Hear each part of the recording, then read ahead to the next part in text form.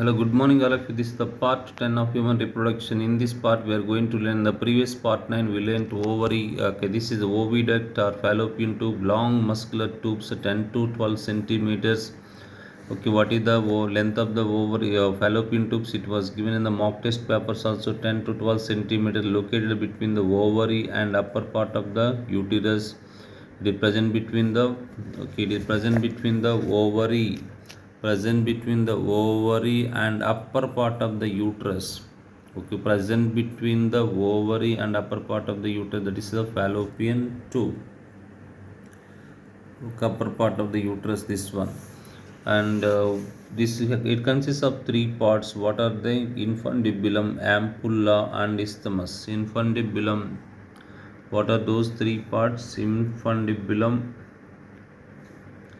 Okay, infundibulum, anterior funnel-like part. What is the shape of the infundibulum? Funnel-like. It is the ostium. It has opening. Okay, this it has a small opening here. It has opening here. Through that opening, the worm enters into this one secondary oocyte. Actually, secondary oocyte surrounded with the zona pellucida. Infundibulum, anterior funnel-like part, ostium, opening of the infundibulum is called ostium. Fimbriae, finger-like foldings of the infundibulum, very close. It is very close to the ovary. This is the infundibulum part. You can see here. Fallopian tube has three parts. One is infundibulum, ampulla, isthmus. Next one, very close to the and connect the womb from the coelomic fluid. Next, ampulla. Ampulla is the longest and largest part of the fallopian tube. It is the place of fertilization in human beings. Isthmus, posterior. Posterior narrow part of the fallopian tube opens into uterus. Next one, what is mesosalpinx? Double layered fold of peritoneum which attaches the fallopian tube with the abdominal wall. Next one, tubectomy, cutting and clipping of fallopian tube. Earlier we learnt vasectomy, cutting and clipping of vas difference.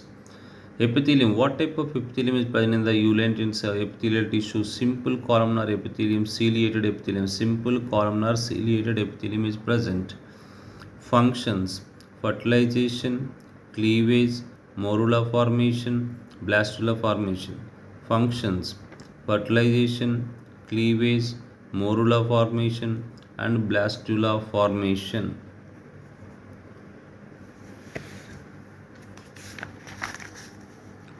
You can see the next part, that is what is that? Uterus.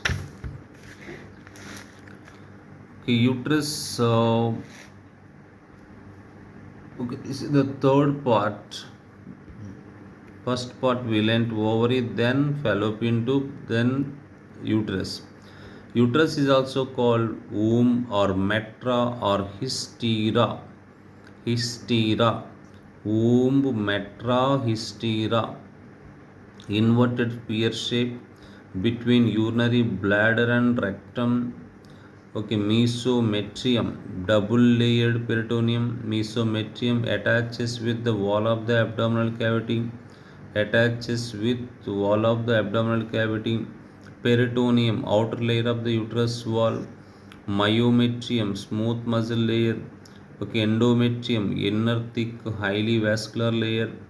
Endometrium, inner thick, highly vascular layer. It shed off if womb is not fertilized. Endometrium sheds off if womb is not fertilized.